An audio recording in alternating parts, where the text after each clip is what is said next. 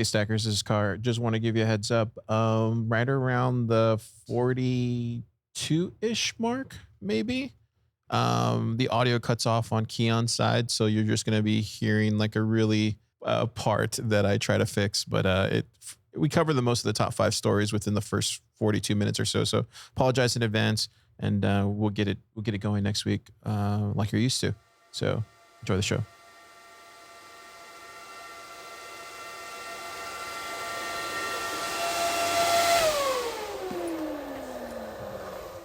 Live from PlebDevs, it's Austin, Texas. This is Stacker News Live. Hello, ladies and gentlemen. Welcome back to another exciting episode of Stacker News Live. My name's Car with my BFF Keyan and Mr. Bitcoin PlebDev himself with today's top story. What's up? How's your week, Austin? It was okay. Yeah? Okay. You know, given the story that we're about to talk about, it was a pretty good week. A lot of learning. Yeah. That's good. Did this happen this week? Well, this week and last week, it has been a sustained pain in my ass. Yeah. Coop, how was your week? It was good.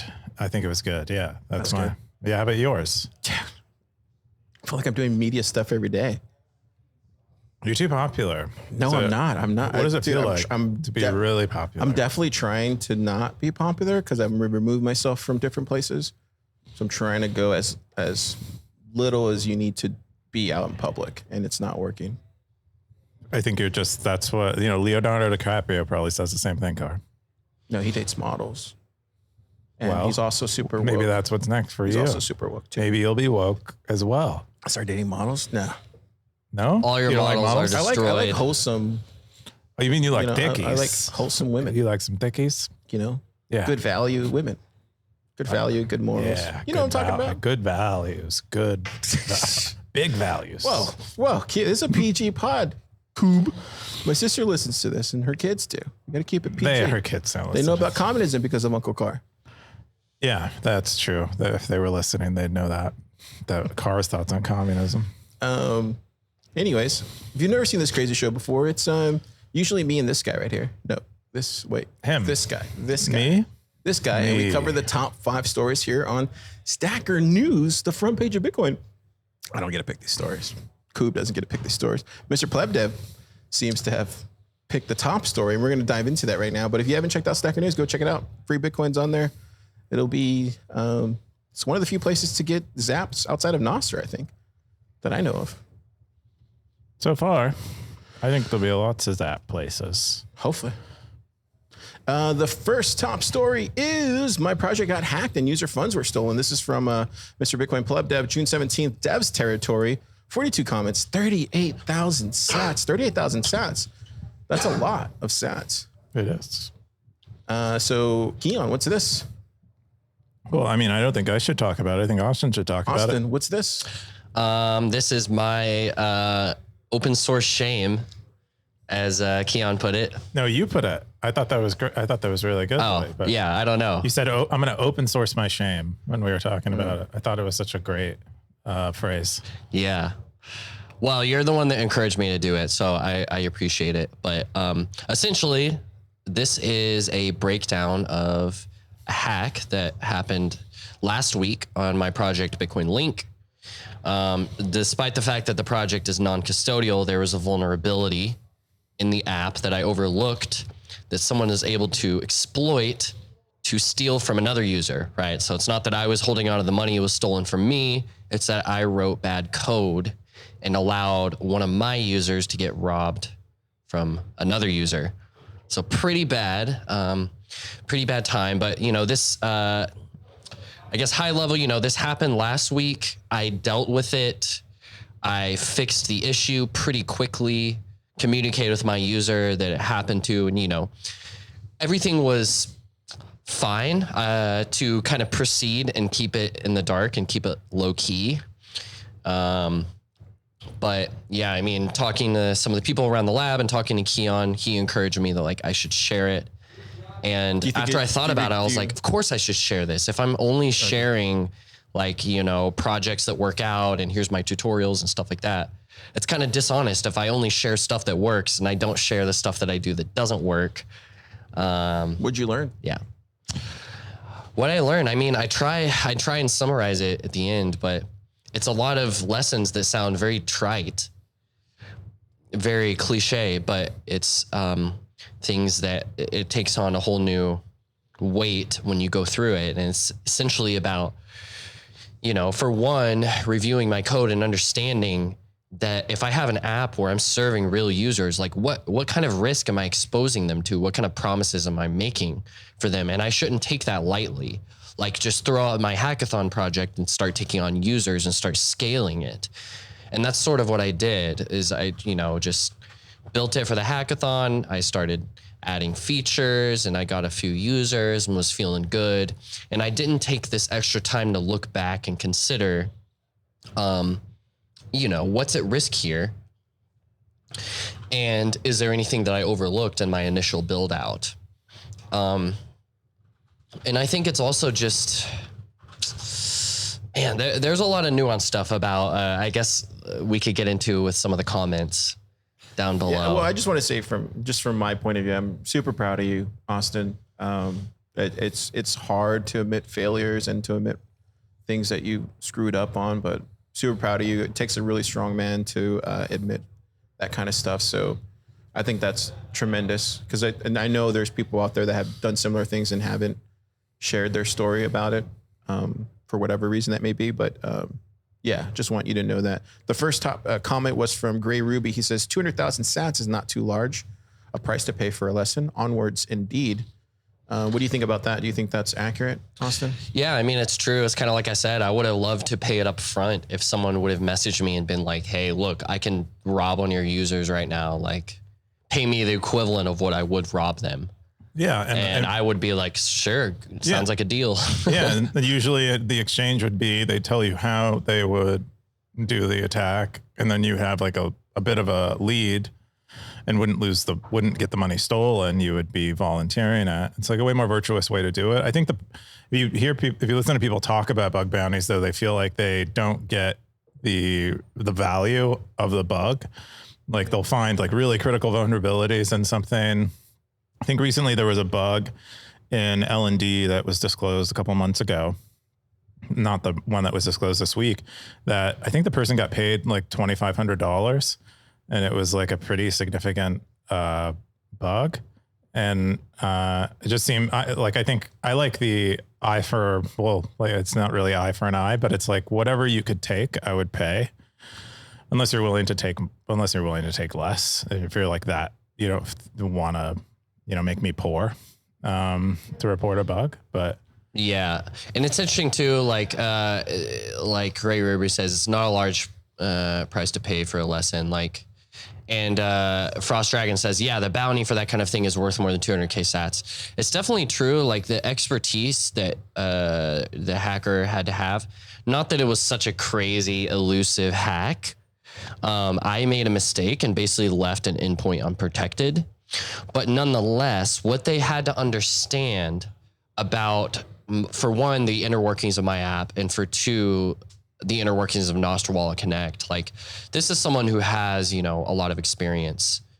So yeah, I mean, it's pretty interesting. And there's only a few hundred of us in the world that even understand how Nostr Wallet Connect works.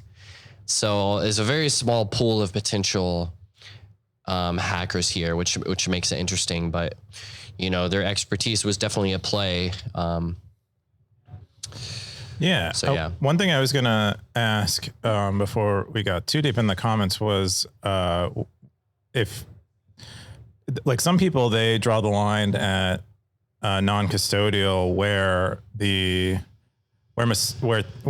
things like this can't happen, where like their funds cannot get lost as a result of a provider error or like malfeasance. And I think legally that there's like the line is drawn somewhere else where this is non-custodial because the person can unilaterally like exit trusting you without your permission. So what are you saying? Are you saying that since it was non-custodial, fair game? No, I'm not talking about the attacker. I'm mostly talking about non-custodial solutions in general.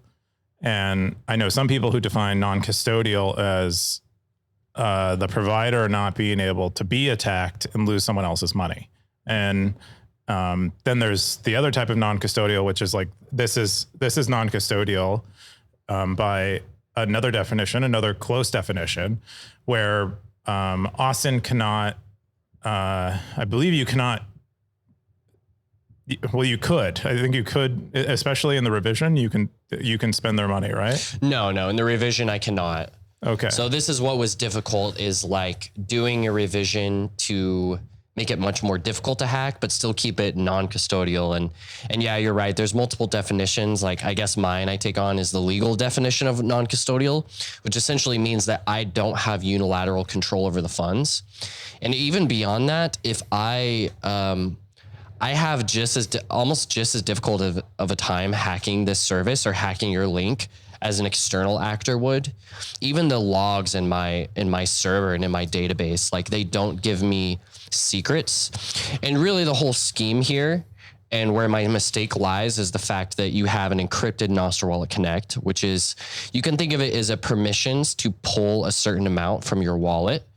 So there's that piece. It's encrypted in my database, and then the link is stored in the URL. And the idea is that these are created completely separately. I never have the secret. And in fact, the only time I see the secret is after you have already pulled those funds successfully. Yeah, I'm confused. But Yeah. I mean, hopefully the people at home aren't. So it sounds like I'm a really dumb pleb. But Keyan, can you expand? I feel like, have you written about this before? Never heard you say this before about the non-custodial thing.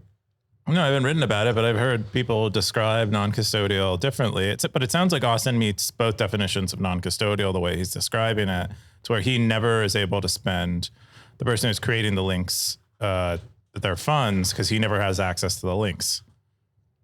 Right? Yeah, exactly. But I mean, I suppose it's a different thing if we were to say that it's not possible for me to even make a mistake that could lead to the loss of your funds. I have another really dumb question whenever you guys are ready for it.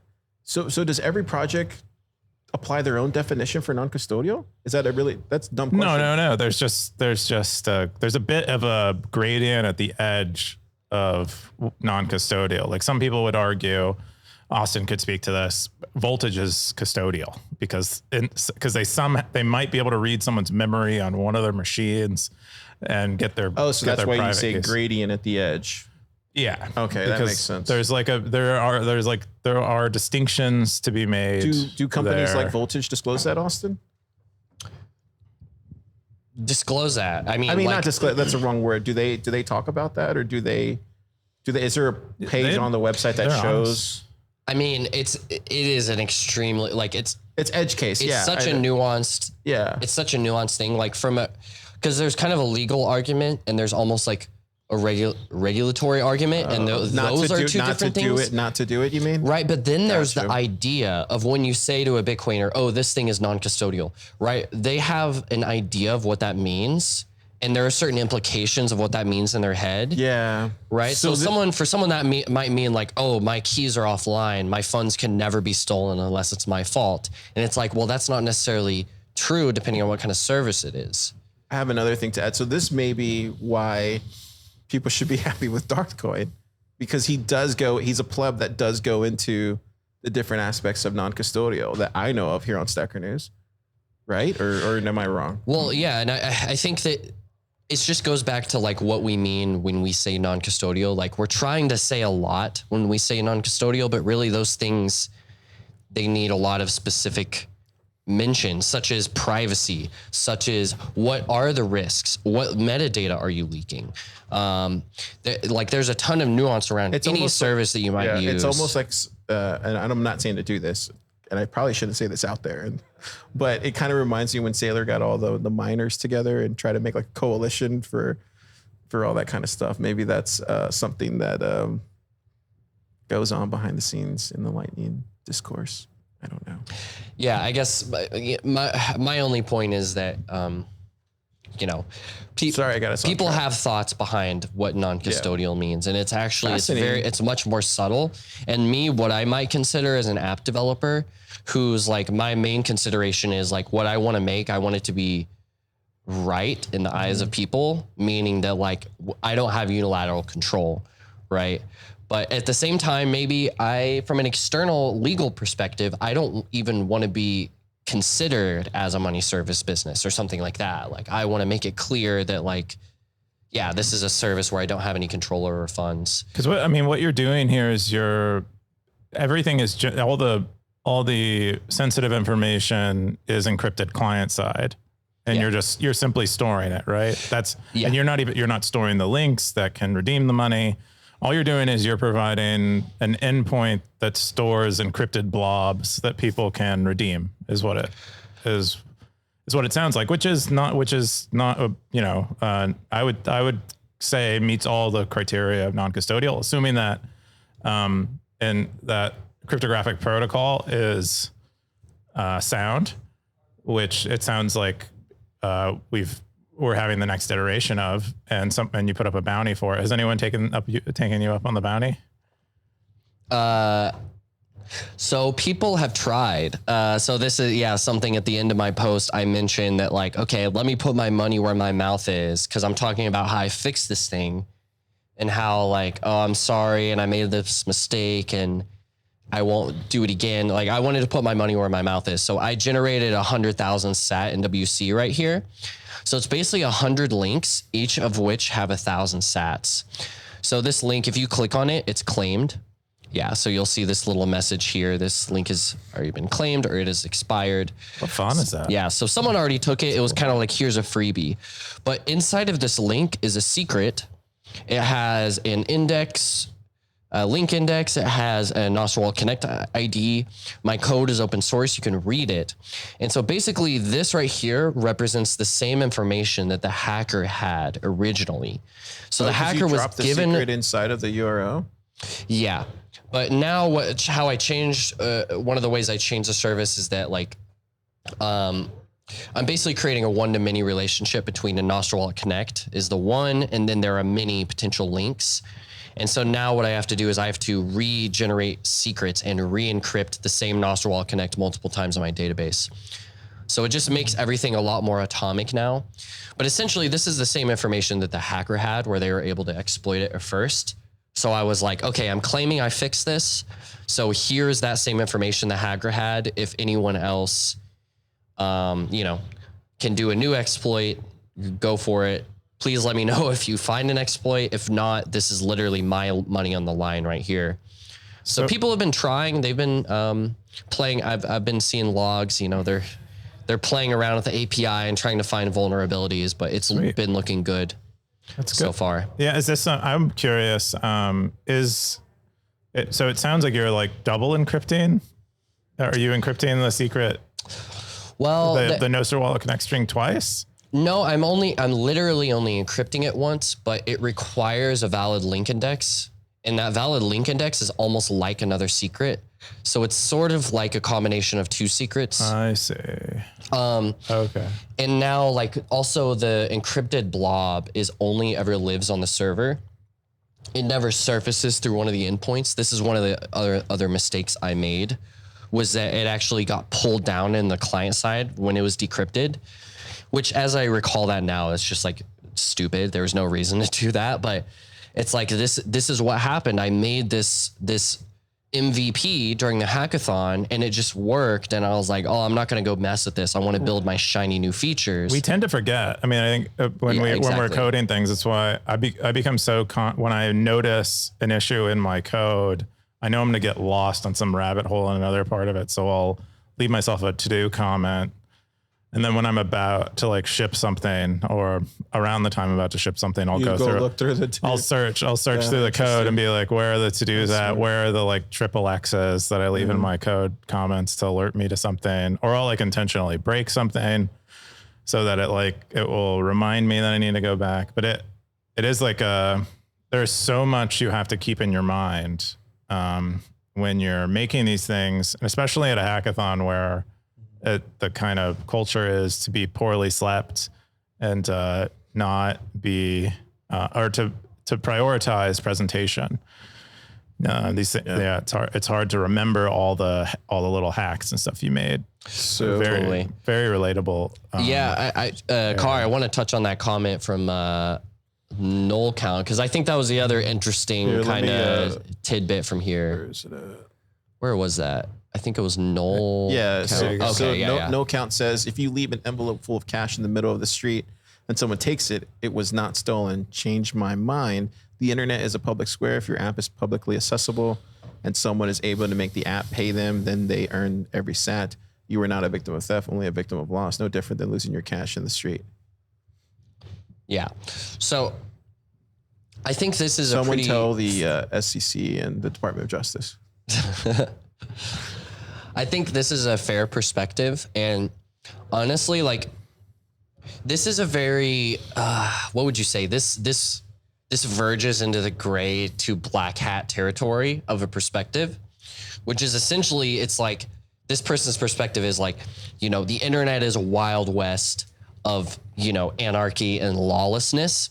And if you leave yourself vulnerable out here and someone takes your stuff, that's just what happens because you're in the Wild West, baby.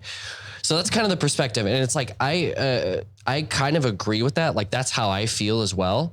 And when I got hacked, a lot of the people here in the lab, they're like, oh, we have to find this guy and we have to but I was very much just like, I am only disappointed in myself.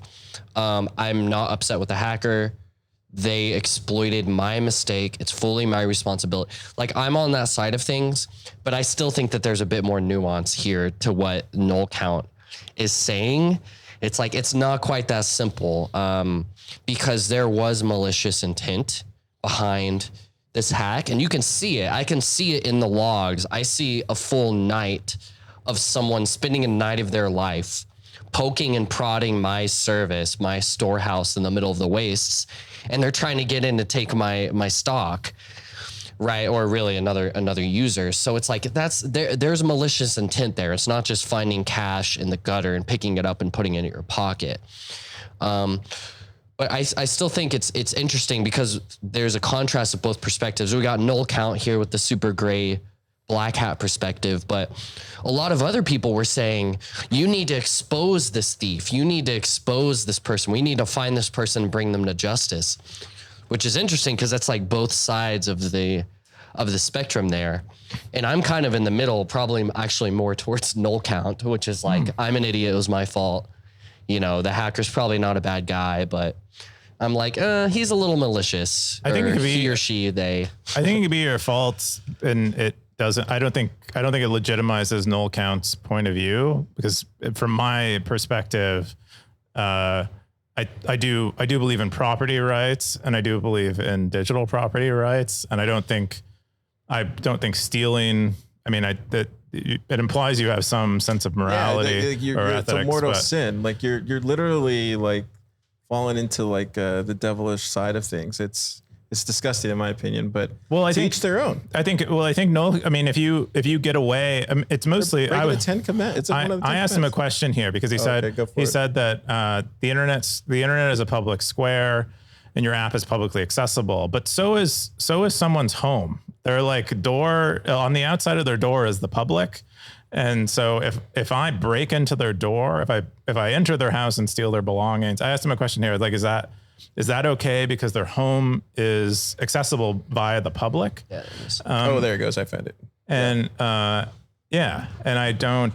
I mean, it's either he doesn't believe in property rights in general, or he thinks digital property rights are different than physical property rights, which is interesting. I think some people do feel like they are distinct things and, different things.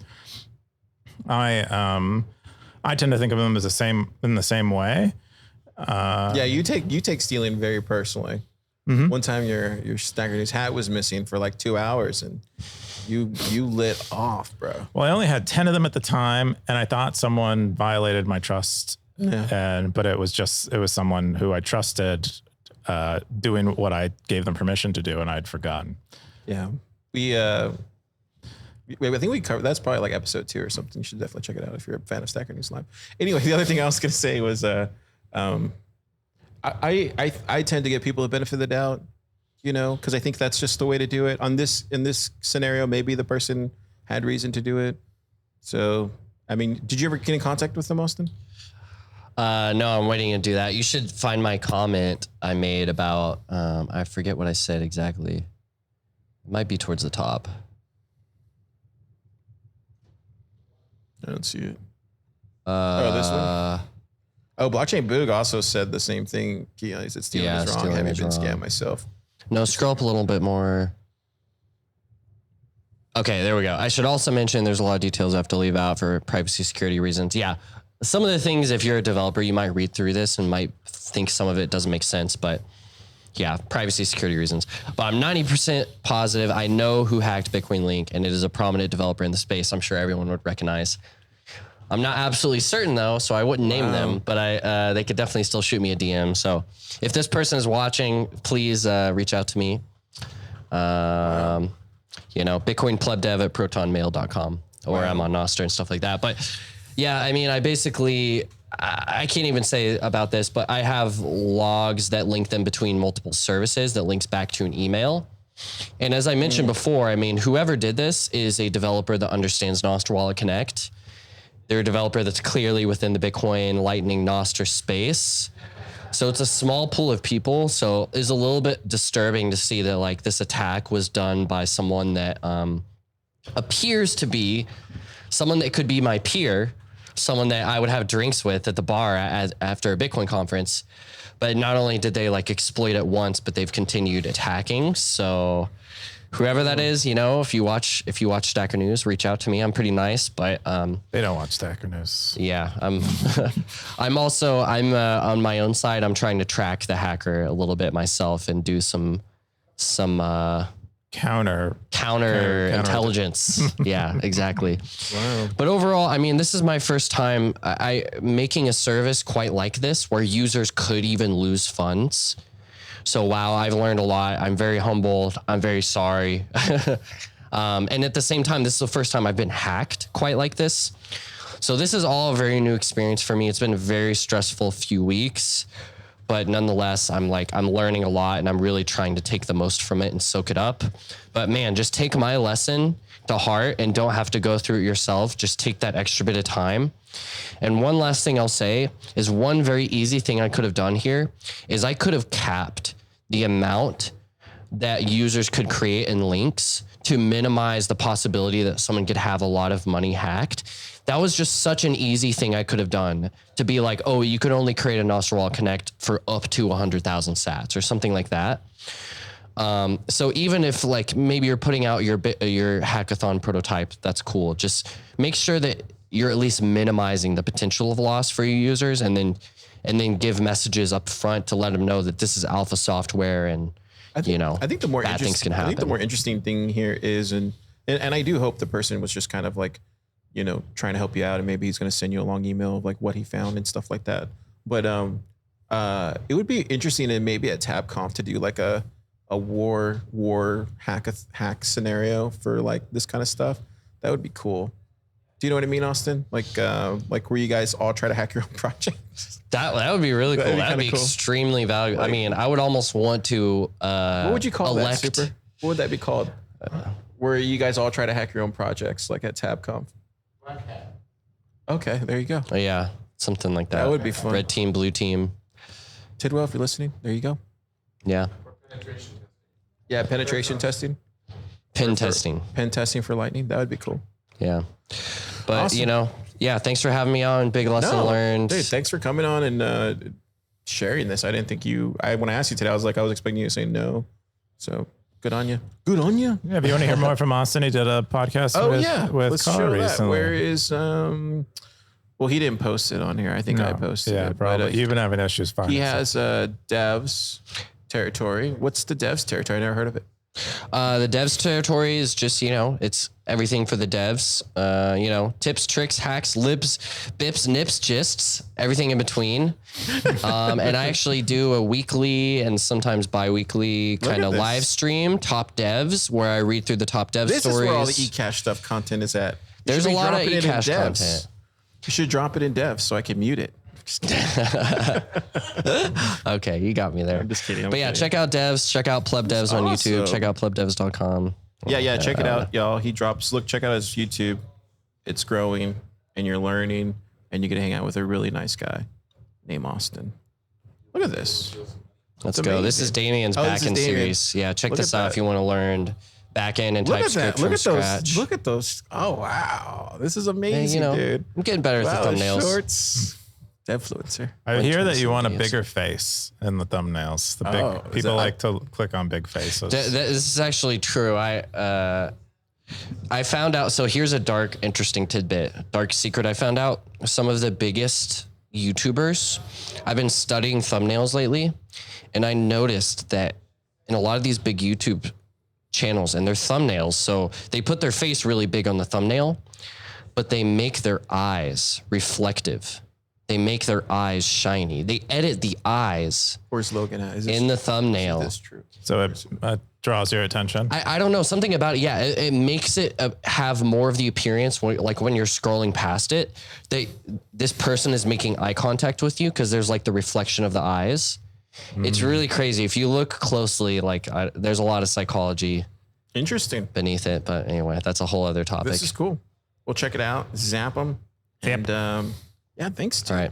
Cheers. Thanks, y'all. Thanks. Cheers. Are we getting special guest number special guest 2? Yeah, I think. Oh yeah, so we're gonna have a super Testnet. Yeah, stay here. What do you mean? I was gonna. No, stay here. Okay, I thought you guys would have. We got he just came on Thriller earlier. Oh, okay. Yeah, we talked about a lot of this stuff. I see. It was thrilling. But yeah, Super Testnet's back in Austin. Docs. Hi, everybody. Docs. Good to see you all You're wearing again. your Bitcoin orange shirt. All my Stacker friends. It's you. I see you. It's them too. Look over there. Thank you for leaving a comment. Please like and subscribe. Hit the bell notification if you want. Who's a better like podcaster, once and for all, Car or Vlad? What? Who's a better podcaster, Car or Vlad? Car. Boom! Right in your face, Vlad. Car's a better. In your face, You know, Vlad. Paper wouldn't In your lie face, either. Vlad. But That means that's meaningful. Vlad is a better self-promoter. Yeah, shameless. No, not shameless. Shameless There's nothing wrong with self-promoter. self-promotion. It's not bad. No, I love Vlad, but He's good at it. he's really good at it. Yeah. Anyways, Super Testnet. Yeah. Where you been? It's not very good at it. Okay, I've been everywhere, man. I've been everywhere. I've been to. I wish I could list them off like he does in the song Johnny Cash, but I can't do that. I've been everywhere, man. I've been everywhere. I've been to to Las Vegas, Sao Paulo, Florianopolis, London, Paris, France. Paris, Spain, Barcelona. Barcelona. I've been to Las Vegas. I've been to Prague. I've been to Hong Kong. I've been to San Francisco. I've been to Ohio. Ohio. Yeah. So I've been everywhere, man. That's awesome. Do you want to join us for the rest of the top 4 stories? Not the top 4, but I will join for my favorite one, which is going to be... Which one? Which is what one? Is it Doom? The next one this is one? Doom is not a strategy. Is that not your top one? We can cover your top one sooner if you'd like. I don't think I've read any of these.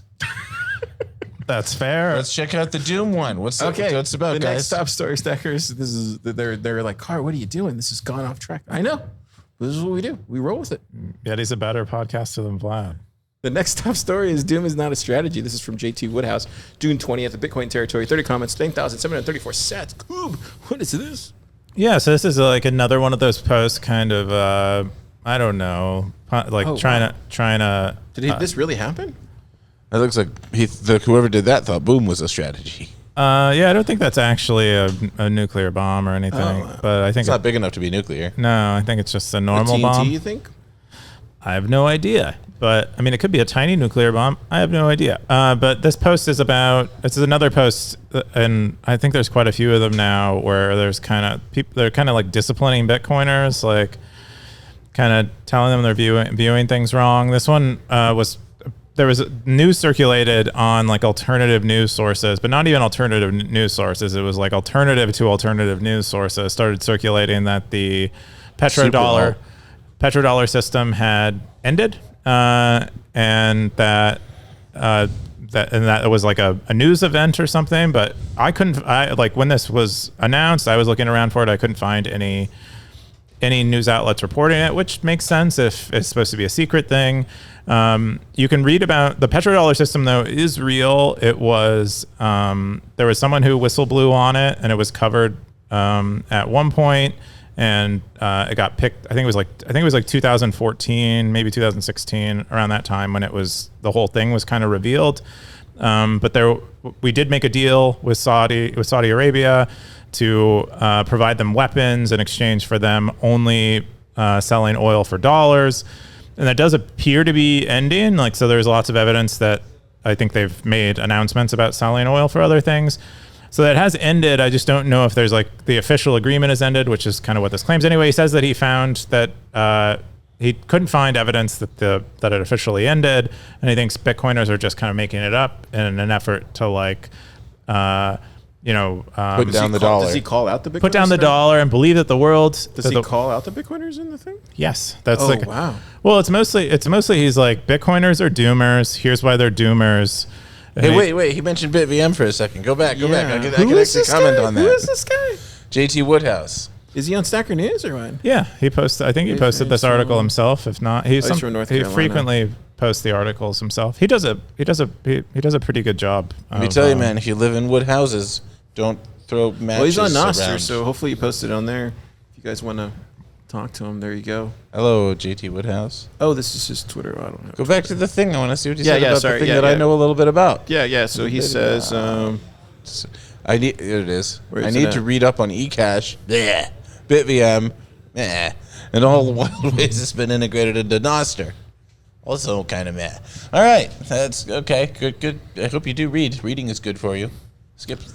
Yeah, but I thought the interesting bone he picked, or the like his motivation behind this piece was that he feels like Bitcoiners are doomers because what they want is the dollar to end, so they don't have to do the hard work of like educating people and making layer twos that work well and scale and have decent UX. But they want to win the easy way, which is their opponent like bows out, their opponent fails, their opponent defeats themselves rather than them actually providing a superior solution. And I thought that was my favorite. That was my favorite part of the whole article. What was did the that stacker say? Like little inflection. Nerd to Ninja says, "Oh wow, is this my alt?" Nah, I'm kidding. Seriously though, watching other people come to the same natural conclusions and write articles about them is a heck of a thing to watch. Are you sure you're not my alt? What does he mean by that? Just means he agrees with him on everything. Oh, yeah. Okay. The next one was from Kepford. He says, "Good article, but this is incorrect." And he quotes, "If only it turns out there was one small problem with the story. The agreement didn't exist. It was fake news." Agreement does exist. End quote. It did exist. This is from Kepford. He says, "The part that people have been wrong about it is the collapse of the dollar. I have never heard anyone dispute the existence. Even those that refute the impact, gold bugs have been claiming the dollar will collapse for longer than Bitcoin. The argument against the collapse of the dollar due to the oil not being traded in dollars is that treasuries are what has a larger impact on the strength of the dollar. That said, people say this is a significant sign of the long-term weakening of the dollar." Yeah. Oh, so JT Woodhouse is on Stacker News. Yes. Yeah, there he is. There he goes. Yeah, he Hi, posted JT. the article himself, I Well, believe. Super, what do you think? I heard of the petrodollar a long time ago. Or no, I heard of the eurodollar a long time ago. There's too many noun dollar things. Noun then dash dollar. I don't know. I didn't read this thing, but I mean, what I've skimmed here looks pretty good. Thanks for provocative prognostications. Anyway, what's next for you, Super? What's going on? What's on the docket for Super's life? You're a famous. I'm going to Mexico. You're famous on tour. I got I took a flight to Mexico today because I'm going to go help Chris Guida. Shout out to Chris Guida to build a PlebDevs down in South America Middle America, Mexico, North America. Yeah, finally got there, North America. This is my website, which is up there for some reason. Well, because you're selling workshops. You're a cam guy. Yeah, and you're I'm a cam guy. You're a cam guy. What, is that like a cam girl? No, but because they don't have. You're a cam guy, and you're selling workshops. I don't know what a cam guy is. Is that just someone on a camera? I think so. It's a man. Yeah, I'm that. It's a man on a camera. That's what I meant. Okay, but I'm not familiar with this term. It's a term I made up. That's For fun. fits. Yeah, I do. I'm on camera sometimes, and I sell. I mean, I'm a cam guy right now. I'm even selling my likeness to people. So if you go click that, you can buy a video of me, which is kind of like selling my likeness. So This is check awesome. it out. Talk about your next work. Your next workshop is June 25th in New York. Yeah. Whoa. But this isn't super shill time. Let's talk about. This is Stacker News time. Yeah, Coop. All right, fine. I thought super. So, did you have anything else to say about this? No, I thought I brought up the things I thought were I think the interesting biggest about thing it. here is just to get back to the whole thing. I think it's not that Bitcoin, and I'm not talking for all Bitcoiners, but I'm talking for myself. I don't think that I'm convinced the way some people are about the ending of the dollar. But when you look at all the data that's there, it speaks loudly. And if you listen to certain people in the space, like a lot of the Parker Lewises and some of these other people who have been doing a lot of the research and stuff like that, I know Parker pretty well. I don't see him as somebody just doing that to show his bags. He doesn't seem like that type of man.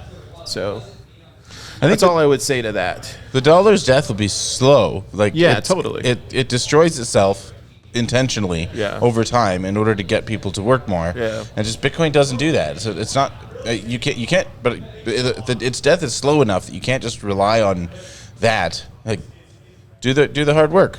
So overall, I suppose I agree with the thesis, but I do disagree with the specific. Or I haven't read. Yeah, I have no idea about the Saudi stuff. I can't say I disagree with anything because I haven't read it. I have no idea about the Saudi stuff. That's not my lane. But I probably agree with everything you say, my friend. But probably the doomer stuff in the dollar, like all the information's there. Like you just have to go and do the research, and if you don't have time to do that, then Sorry, I haven't read your thing. Yeah, I'll check it out this weekend. The other top story is that's me. I guess I can head out. So. Oh, you're heading out? Okay, cool. Bye, Super. We'll see you around. when you come back from Mexico. Wait, he's not leaving today. Yeah, I'm not heading. I'm not leaving right now. I was saying it from the point of view of the viewer. Bye, viewers. Okay. See you on my camera. See you on my. You'll see me on my camera. I don't know, something like that. All right. Cool. Mic drop. Say something real quick. Hello. Okay, cool. I muted the right one. Yeah. What a beginning of the show. Oh yeah. Threw a lot of things off. Let's get into the next top story. This is from Darthcoin. Bitcoin circular economy, a hard to achieve goal for many people. Bitcoin territory, 47 comments, 5,010 cents. June 16th post. Coop, what's this? Yeah, so this is Darthcoin, kind of, being the best Darthcoin that it can be. And I'm trying to encourage people to do more circular economy stuff, try to orange pill their local merchants, try to get away from using fiat. Who was that top comment there? Yeah. He's the only person of notoriety that actually comes to Stacker News and comments. That's what I'm saying. Be the example, Jimmy. I love it. I think he does. Jimmy does have. Jimmy's been saying this a lot, probably for the last year. He really thinks what Bitcoiners need to build are, kind of trad mom and pop businesses that are Bitcoin focused or Bitcoin favoring, and we don't have that yet. So it'd be, especially as Bitcoiners get more wealthy, this is something that maybe becomes more available to them, is starting a car washing business or a laundromat or a landscaping business that accepts Bitcoin. I didn't watch this talk, but I'll have to do it. Yeah, so Teresa tweeted something about this. He was saying this earlier this week. I saw it on the PlebLab thing, but he's right. I mean, we've known this for a while now here in Austin, but it's this same conversation that we have. It's just more businesses, more entrepreneurship. Marty made a post today on TFTC about the Sats flow. People aren't pricing that in. And then when you go and talk to some other types of people in the ecosystem, they're even more bearish on that scenario. But I think it's interesting because a lot of people from Austin, Jimmy being one of them, the Zaprite guys, and then Marty being one of them, they're seeing the same thing that everybody's seeing here in this town. And businesses entrepreneurship, a lot of this stuff can transform a city in the right direction. I know you saw the Unchained Capital announcement a couple weeks ago about the Austin. It wasn't UT, but it was the City of Austin College or whatever. And it turns out, dude, that's right there on Congress and 7th, I think, like a block or 2 blocks away from the Bitcoin Commons and Unchained. So yeah, that's what I'm trying to say. And I think a lot of us who are here on the ground see that, and it's good to see Jimmy out there spreading the gospel about why this is the way it's going to happen, because we're kind of seeing it right in front of us, and it's good. It's good stuff. But yeah, Jimmy had the top comment. He said, so one step I think will become much more prominent in the coming years is not convincing merchants to take Bitcoin, but Bitcoiners acquiring businesses and operating on a Bitcoin standard. Okay, that's one way to do it. I found it's mostly hopeless in getting business. Yes, exactly. So adopt Bitcoin as they really don't get it. Yes, you need Bitcoiners that understand its value to run these businesses. And there's a tremendous opportunity as many of these profitable businesses are being sold due to boomers retiring. Even a few businesses in the same town will have a pretty big effect. And these businesses will have a major advantage with Bitcoin on their balance sheet. Like the mini guys, right? Like Tony made them take the mod bike stuff. And now they're now if somebody's going to buy a bike, they're going to go to mod bikes. Like, that's what I'm saying. It's the same thing that Three Forks did by taking Bitcoin. Yeah, you have to, I mean, I feel bad for the people that don't do it, but Jimmy's right. I mean, I don't think those two examples are good. They're more so the example of merchants who began accepting Bitcoin are probably immediately trading fiat. Those are not businesses operating on the Bitcoin standard. Well, we can't. The rules haven't been written yet in Texas yet. No, I think you can operate. You have to price. I think you have to price your assets in dollars, but you can hold all of your company's money in Bitcoin, as far as I know. And I think living on a Bitcoin standard is also one of these things that I think is very well defined. But it usually means you are primarily paying as many as you're operating as a Bitcoin as you can, and using Bitcoin as your reserve. I just know, like, here, like, I hate to keep bringing up Austin. I just know for a fact at this point, like, if you haven't seen the Bitcoin signal here in Austin, by all these Bitcoiners who are in the community doing all sorts of work by now, what else can we have done? Like, at this point, what else could we have done? I don't know, but it's incredibly bullish. Good article, Darth. The next top story is from Ecash on Bitcoin. Educational resources from Scoresby. Bitcoin territory, June 18th. 8 comments, 6,155 sats. What's this, Keyan? Yeah. So Scoresby is writing a lot of great articles on Ecash, trying to kind of understand it, find a comparable thing that exists that we're all familiar with, that explain the way Ecash works. And I don't think he even shared his own articles in this list, but he shared a bunch of Ecash resources for learning about Ecash. Some, I assume, ones that he's compiled as he's been learning about it himself. And yeah, I think these kind of lists help a lot. I remember very early going onto like WAF's website and looking at all the links that he's compiled. So I don't think there exists one for Ecash yet. It's just too early for people to really get behind it. But yeah, this is a list of resources. Gotta love the stackers. Yeah, Calle's. So Joda, for the people that are listening, Joda Stacker said this in the top comment. He says, Ecash does not effing scale Bitcoin. And this is a quotation from Calle. Apparently Calle said this. And then he says, every podcast, Calle on scaling Bitcoin with Ecash. And then it has a meme underneath it. Yeah. Cool stuff. The next top story is long-term support for Calle, the person we were just talking about. This is from Siggy47 10 hours ago. Bitcoin territory, 8 comments, 1,410 sats. Keyan, what's this? Yeah, OpenSats continues making more Ecash grants available. It seems to be like part of Ethereum, part of their portfolio now.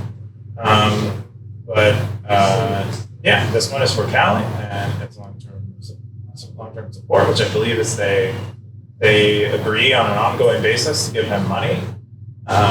He's working on Cashew, which is an Ecash mint with a single guardian, I think is the term that they use for people running these things and doing all the cryptographic signing thingies.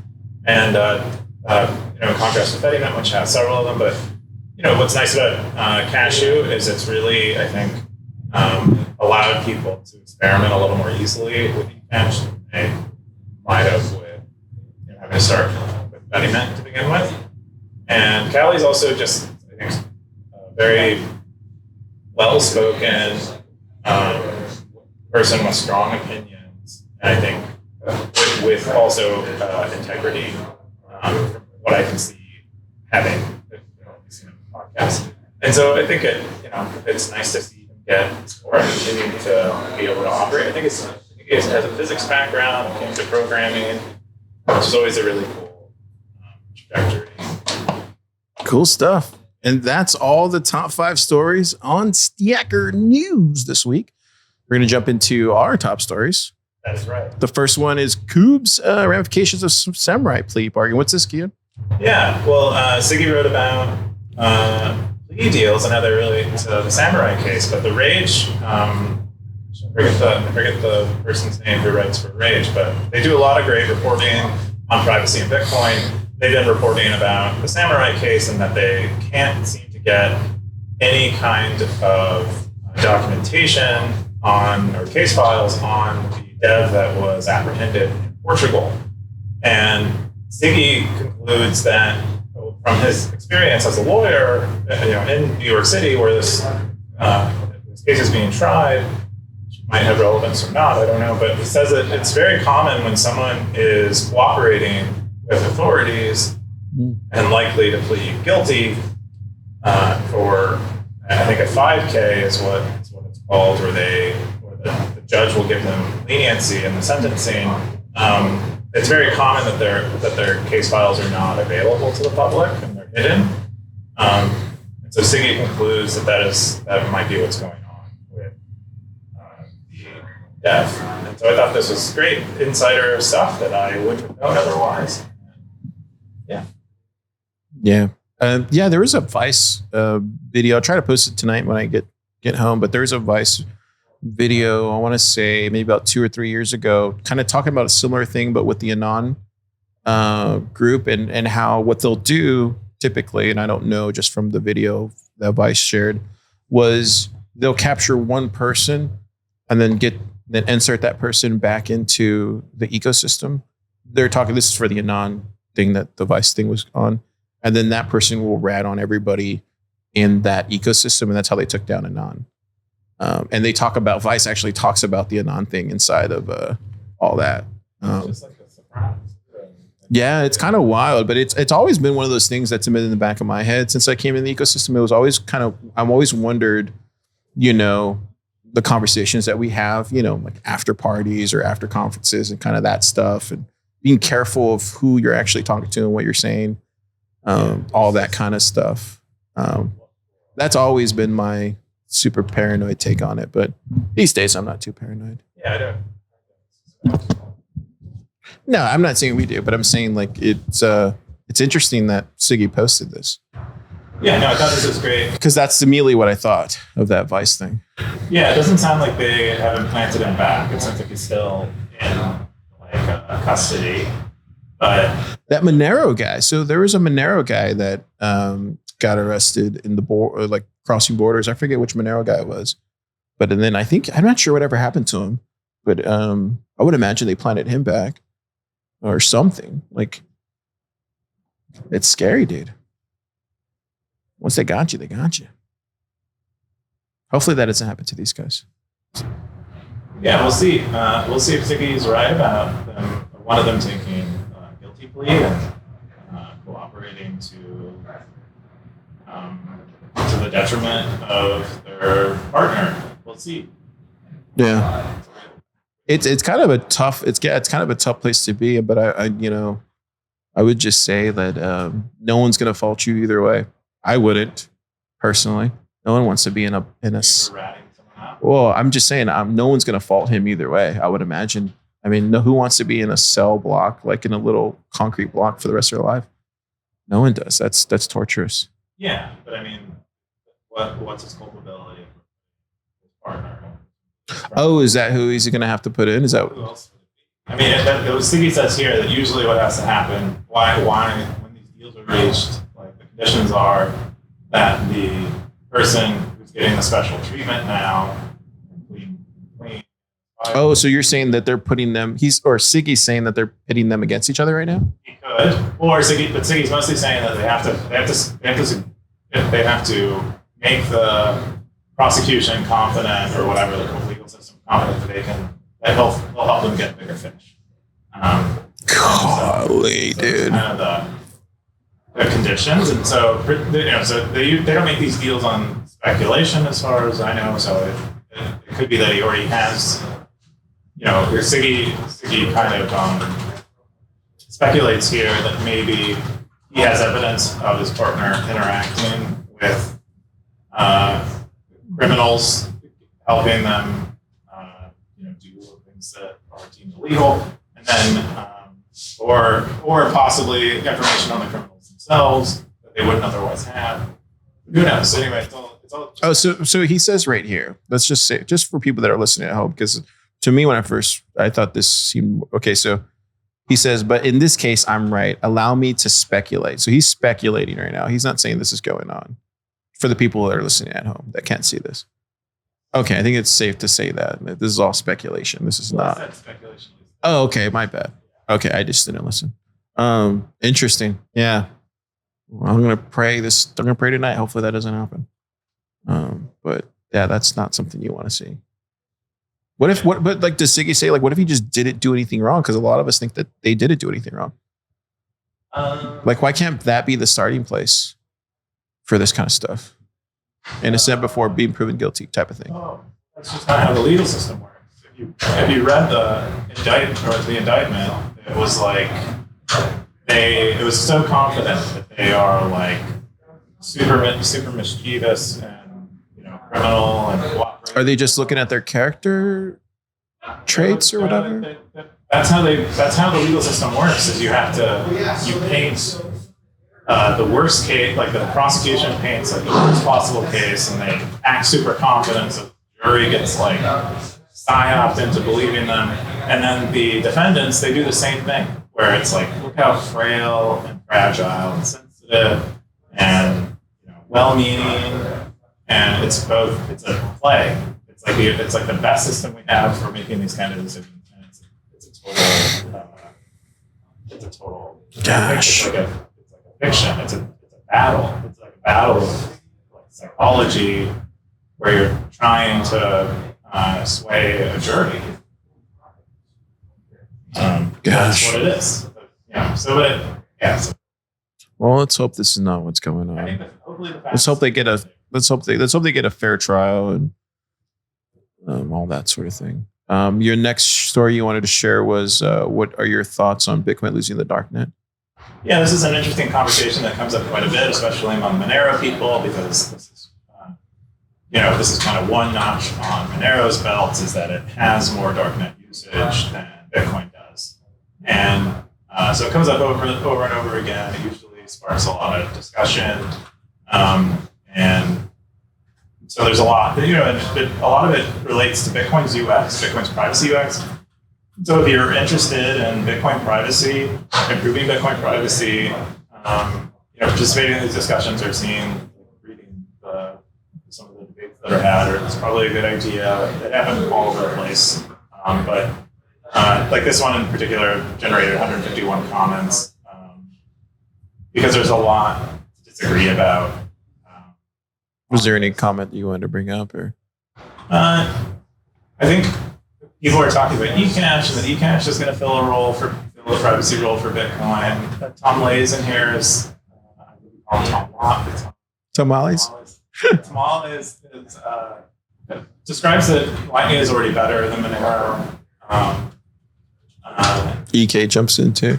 Yeah. So there's a lot of perspective here, but I think fundamentally it is. I mean, even Peter McCormick on his own podcast that he recently was doing one with Casey from Ordinals, and he said that he still has Monero, and he has Monero for Darknet things because he doesn't trust himself. doesn't trust himself to be able to go through Bitcoin privacy UX in the right ways, and so he uses Monero. Who said that? Casey did. This was Peter. Oh wow. Casey would be able to navigate it pretty easily. But it's fundamentally like a UX thing, and Bitcoin's privacy UX just isn't. Yeah, it looks like the stackers. Obvious. Definitely check it out if you're interested in that conversation. The other one is DOS Disclosure LND Onion Bomb. What's this? Yeah, this is my last one. So this is I think it was LND version 16 or before, or maybe just before version 17. They were respecting what the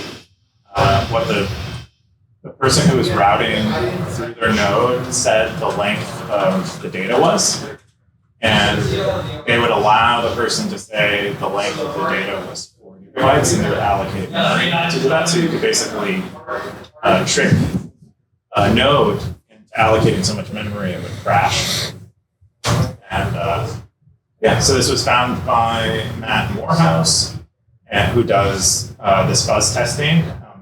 Does a lot of fuzz testing on Bitcoin stuff. I believe he's been continually sponsored by Spiral to do this type of testing, which is really important testing for finding these things that are like kind of non-obvious to like a reasoning conscious person. But become fuzz testing is like when you test things with a lot of randomness. So we exposed this bug and reported it and got patched in 2017. So if you're So you're saying upgrade right now, update? Update. I mean, you should have updated already, probably. Okay. There were other bugs that been before that were more public. Was that a bug right there you slapped? I'm trying to stop these bugs. These fruit flies. Or like, yeah, you think I should stop getting the fruit? I don't know. Maybe we need to get like a fly strip or something for them. Oof, don't want that.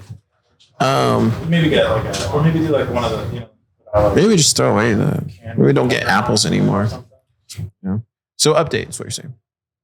Yes. Okay, cool. Your LND, cool. Voluntary. Nice. Then your other top story was Lugano trip report. Yeah, Lugano. Leo did these great trip reports. Oh, is he going to Lugano now? This is another person. Oh, another person. Oh. Red Radish. They went to Lugano using Bitcoin. Zap him. And Lugano is in Switzerland, very commonly known to be the home of Tether, and very crypto friendly. They even have their own shitcoin that is like backed by their local currency. But they're generally crypto friendly, so they also support Bitcoin stuff. And he describes using Bitcoin there, talking to merchants, trying to get them to use Bitcoin. They often had a hard time and had to get help or whatever, couldn't find a Bitcoin option because there were so many crypto options on their screens. But another place where you're seeing some like merchant adoption. Awesome. Yeah, I hope to go to Lugano at some point. It'd be nice. Beautiful. I've only been to Zurich for 4 hours.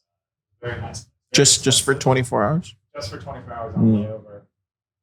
I had some coffee. I had a rude waiter. Wait, what's a rude waiter? Is that a drink? No. Oh. I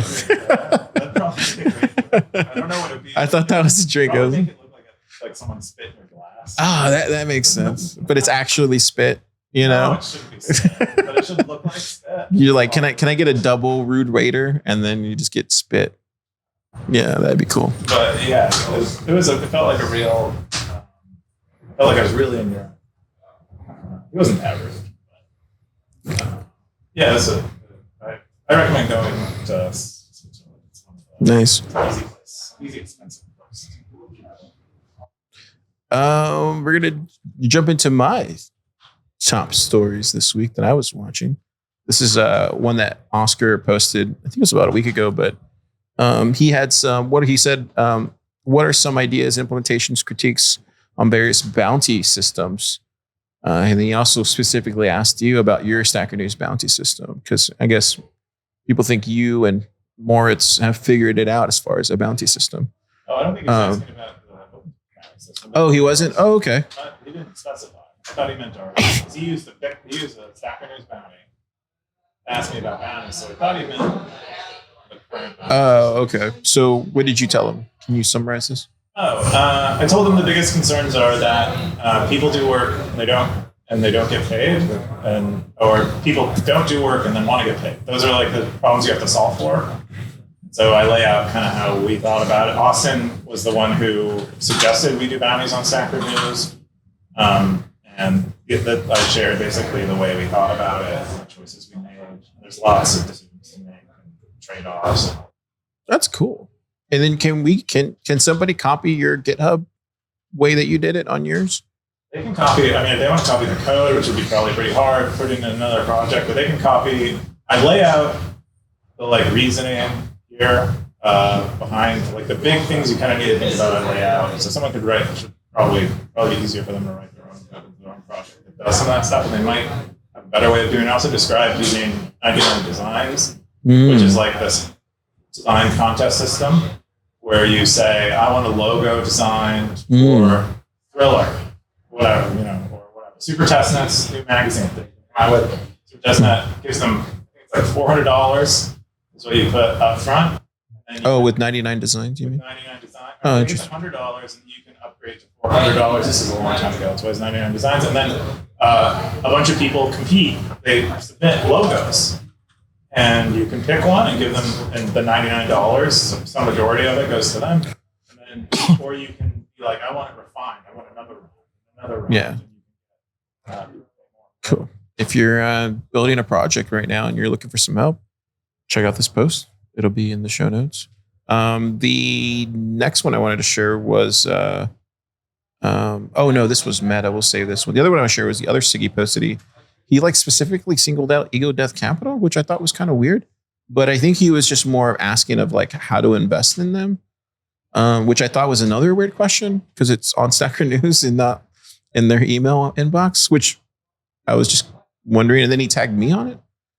And then Context came in and posted all the Bitcoin VC funds that you could invest in. And so I added these to Plebbook right away just to make sure we have all of them. And then I dropped a comment in here to kind of give him my 2 cents on everything. And I was just chilling the builder's territory, He asked me about Ego Death. So I did share that, we did have a meaningful conversation with Jeff Booth, and he's a well-respected VC in the space because he's built a startup, and there's very few of those. And then I also shared some posts on Thriller that I was, that I've been researching on. And then I even shared a Stacker News post, which is one that you commented on a while back about on the investment side for startups, which I know you're very passionate about too, or not investment, but seeking investment. But yeah, check out all this stuff if you want to learn more about it, and check out the post there on Stacker News. A lot of good info, but I thought it was really interesting to see the stackers start asking questions around investing in funds. Maybe Siggy wants to be an LP. I think it depends on the scale that Siggy wants to operate as an LP at, but I think people usually get their feet wet as in a syndicate, being part of a syndicate. Yep. Then they kind of graduate to maybe more direct white glove experience as an LP, and a little more. Actually, it's more hands off. Yeah. Of being an LP in a fund, that's my understanding at least. Yeah. So I thought that was really interesting because you don't really see this kind of conversation on Stacker News. The other one was, this is the meta. So some thoughts on my failed Stacker News recruitment effort. This is from Undisciplined. He seems pretty bummed about trying to recruit people. What do you think? You had any thoughts on this? Well, yeah, he was promoting Stacker News on Minds, trying to get people over from Minds because the kind of kernel of values is similar. And he said that Stacker News is just, what the feedback he got was that their Stacker News was too Bitcoin focused, and that they liked free. They liked free things. They liked that engagement was cheap, and that people could give them engagement cheaply, and that they could get engagement, and that was kind of what he suggested. He's like, it's probably too early, or maybe, maybe Bitcoin is just too big of a barrier. It's not exactly clear. I think he did a promotion on it. I mean, you also see the same thing on Nostr, right? Like people will come on Nostr and they'll get welcomed by the Nostr community, and then right away they will post, "Oh, I didn't know this was a Bitcoin centric kind of conversation thing." And I think just Bitcoiners are just really passionate about Bitcoin, and they want to help as many people as they can, and all that kind of thing.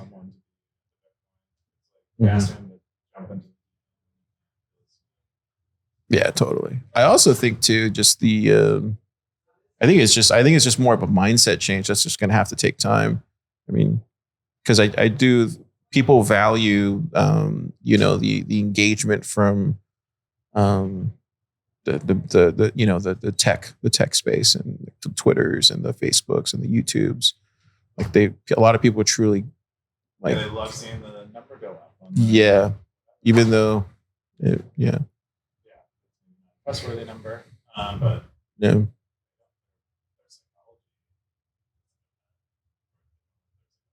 Yeah. Interesting stuff. Let's jump into whatever we jumping into. Top stackers of the week. I think there was another meta. Oh, was there? It was from Elvis. He talked about streaks. He didn't say much on it. He just commented that he was kind of going off grid for a week and felt that, it was a little sad that he's probably going to lose his cowboy hat, and just found it interesting. That's all. Well, Coob, until he builds a general store. You'll never be able to buy a cowboy hat. There you go. You might be able to buy other stuff at some point. But not he's not going to change his. You can buy a Stacker News hat, but you can't buy a cowboy hat, apparently. Yeah. It's a privilege, Tom. Yeah, I'm just going to make this cowboy hat into a Stacker News hat and just start wearing it. You would. No, I wouldn't. Top stackers, Undisciplined. Undisciplined's been posting a lot. Yeah. He loves the Stacker News. Rsync legend. Turning into a stacker legend this cycle. Yeah, he's been stacking a lot. How long has he been stacking for? Really? Oh, 23 February. Oh, okay. So a relatively new stacker. 0x Bitcoiner, also another legendary stacker. Nout. It's good to see Nout back. Yeah. Hey, Nout. He started. Hopefully we see you in Nashville. He started a territory, tutorial territory, writing pretty awesome tutorials. Cool. Get the top Cowboys, the most boring segment of Bitcoin. You're almost, so that just EK that basically is holding the top spot? I do not think so. I think it's down further on the list. Looks like David's maintained his hat. Oh. Undisciplined has moved up there quite a bit. Blockchain boot. Blockchain boot. Blockchain boot. Jerry Garcia coming back. Literally. Cool. That's all of everything. Million Sat Madness real quick. Even though it's Million Sat Day. This is who's winning the day. Where am I at? 100,000 sats. I'm not in here. There you go. 33. It's about time. One post, 5 comments. Dude, I've been busy today. That's what people are like, oh, Car doesn't comment. I got work to do. I wish I could just work on Stacker News live all week. This is not the world we live in, Coop. Gotta have 15 jobs. Just the way it rolls. What else? What are you gonna do this weekend? I want to pull up the comments. What am I gonna do? Oh, they released the second half of Bridgerton. What is that? Bridgerton is like, it's like set in like London, back in like the 1700s or whatever. And it's like, it was done by the woman who did Grey's Anatomy. But, it's like period piece. And it's a good show. I like it. I like shows with social dynamics in them. So like Survivor, Yeah. And specifically co-ed, where the dynamic is it's very it's like sort of an unstable dynamic in some ways. And so I like that also in fiction. Yeah. But how about you? What are you doing? Yeah, I saw the Fatima movie this week. It was good. You should watch it. It was good. It was a good. Still trying to finish that book, the one that you gave me. Trying to finish that, and then I have another book that I'm reading. I've been reading a lot of books lately. Reading a lot of books. That's why you're getting so smart. No, I'm one of the dumbest people around. Really dumb. Yeah, around here. I don't know many other people who read 2 books No, I read a lot of books. in a weekend. Well, I use Audible. That's kind of cheating, but I can't. I'm a visual guy. I need to see the book in my head, if that makes any sense. Like I need to watch it. Do you know what I mean? Like I can listen to it and then visualize it in my head. But then if I read the book, it's just like not visually stimulating for me. You can up into a book at times that it can actually be more stimulating to the visual mind. Totally. Especially if you have a creative imagination. Yeah, but that's kind of which I do, yeah. And I've gone. I mean, some books I read, I'm just like there and in it. Yeah, it's so cool, right? Very like VR. Yeah. Yeah, totally. Totally know what you're saying. We got Blockchain Books at Zap from last week's episode. Fake thumbs up.